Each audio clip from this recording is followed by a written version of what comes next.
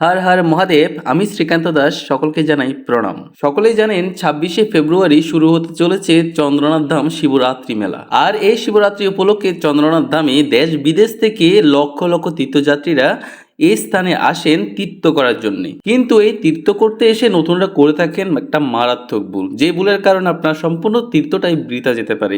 তাই আজকের এই ভিডিওটি খুবই গুরুত্বপূর্ণ, তাই দয়া করে এই ভিডিওটি সম্পূর্ণ দেখবেন আর নতুনদের এই বিষয়ে জানার জন্য ভিডিওটি অবশ্যই শেয়ার করে দিবেন। এখন আপনারা যে কুণ্ডটি দেখতে পাচ্ছেন, এটি হচ্ছে কৃষ্ণ দ্বৈপায়ন মহর্ষি বেদব্যাসের তৈরি ব্যাসকুণ্ড। মহর্ষি বেদব্যাস এই কুণ্ডটি নিজ হাতে তৈরি করেছিলেন।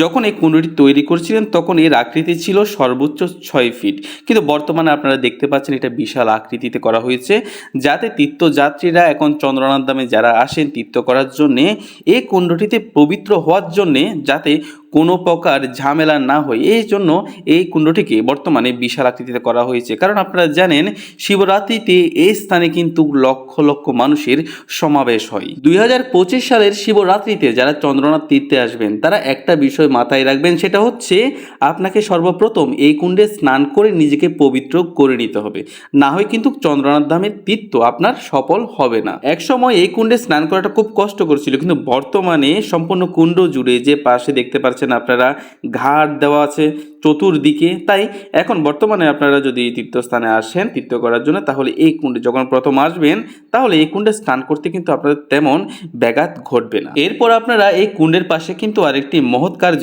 সম্পাদন করতে পারবেন, সেটা হচ্ছে যাদের পিতামাতা স্বর্গবাসী হয়েছে তাদের উদ্দেশ্যে এই স্থানে কিন্তু পিণ্ডদান দিতে পারবেন।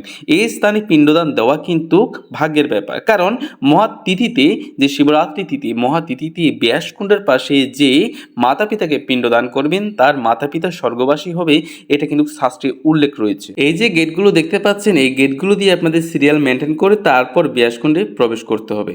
আপনারা জানেন শিবরাত্রিতে কিন্তু চন্দ্রনাথ ধামে লক্ষ লক্ষ তীর্থযাত্রীর সমাগম ঘটে, তাই প্রচুর পরিমাণে ভিড় লক্ষ্য করা যায়। সর্বপ্রথম যে কার্যটা করতে হয় তাদের, সেটা হচ্ছে ব্যাসকুণ্ডে স্নান। তাই এই ব্যাসকুণ্ডে স্নান করে নিজেদের পবিত্র করার জন্য কিন্তু এই গেটগুলো দিয়ে প্রচুর পরিমাণে ভিড় করে থাকেন তীর্থযাত্রীরা। ব্যাসকুণ্ডে স্নান করে নিজেকে পবিত্র করে এরপর যে কাজটি করবেন সেটা হচ্ছে এই যে বটবৃক্ষটি দেখতে পাচ্ছেন, এটি হচ্ছে অক্ষয় বট। এই অক্ষয় বটকে আপনার মানাতে হবে, অর্থাৎ এই বটবৃক্ষকে আপনার শ্রদ্ধা জ্ঞাপন করতে হবে। শিবরাত্রি উপলক্ষে এই বটবৃক্ষের নিচে একজন ব্রাহ্মণ বসে থাকেন, তাই এই বটবৃক্ষের নিচে আপনাকে কি করতে হবে না করতে হবে সবকিছু কিন্তু ওই ব্রাহ্মণ আপনাকে জানিয়ে দিবেন। তাই ব্রাহ্মণের বলা অনুযায়ী আপনি সকল কার্য সম্পাদন করবেন এই বটবৃক্ষের নিচে। আপনারা চাইলে এই বটবৃক্ষে আপনাদের নিজের মনের ইচ্ছা মানত করে একটি লাল সুতা বেঁধে দিতে পারেন। আমি অনুরোধ করব যে লাল সুতা ব্যতীত অন্য কোনো কিছু আপনারা বাঁধবেন না। এখানে দেখতে পাচ্ছেন যে প্লাস্টিক বেঁধে দেওয়া হয়েছে, ধূপকাঠির প্যাকেট বেঁধে দেওয়া হয়েছে, এই কাজটি কখনো করতে যাবে না, এতে কিন্তু কোনো ফল পাওয়া যায় না। অক্ষয় বটবৃক্ষ দর্শন করার পর আপনারা যে কাজটি করতে হবে সেটা হচ্ছে শ্রী শ্রী ভৈরব মন্দির দর্শন করা।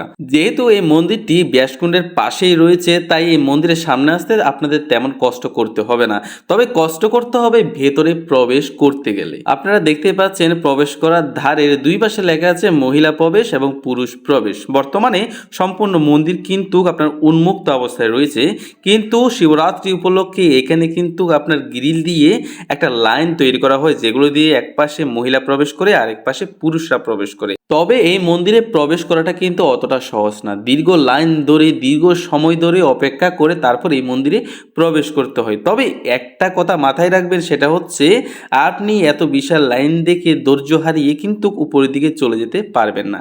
কারণটা হচ্ছে আপনাকে নিয়ম মেনে কিন্তু এই মন্দিরগুলো দর্শন করে তারপর চন্দ্রনাথ তীর্থ করতে হবে, না হয় কিন্তু আপনার শুরুতেই কিন্তু এই তীর্থ সম্পূর্ণটা বৃথা হয়ে যাবে। তাই যত কষ্ট হোক এই মন্দিরগুলো কিন্তু আপনাদের দর্শন করতে হবে। মাথায় একটা বিষয় রাখবেন, সেটা হচ্ছে যে শিবরাত্রিতে চন্দ্রনাথ ধামে কিন্তু 20 থেকে 25 লক্ষ তীর্থযাত্রীর উপস্থিতি থাকে, তাই আপনাদের একটু কষ্ট করতে হবে এই মন্দিরগুলো দর্শন করার জন্য। এই মন্দিরে প্রবেশ করলে আপনি দেখতে পাবেন মাতা চণ্ডী, কাল ভৈরব এবং বেদব্যাস, তার পাশে রয়েছে মহাদেবের শান্তরূপ শিবলিঙ্গ। আমি শ্রীকান্ত দাস সম্পূর্ণ শিবরাত্রি জুড়ে চেষ্টা করব যে আপনাদের জন্য এমন গুরুত্বপূর্ণ চন্দ্রনাথ ধামের ভিডিও তৈরি করতে, তাই সকলেই আমার এই চ্যানেলটিকে ফলো এবং সাবস্ক্রাইব করে আমার পাশে থাকবেন।